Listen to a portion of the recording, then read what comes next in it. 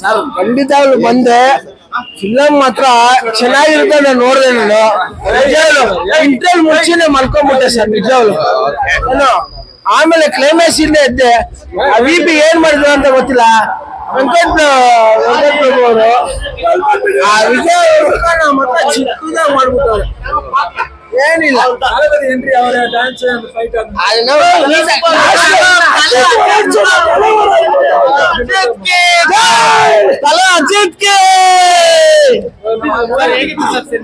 ಒಂದ್ಸತಿ ನೋಡ್ಬೋದು ಸರ್, ಅಷ್ಟೇ.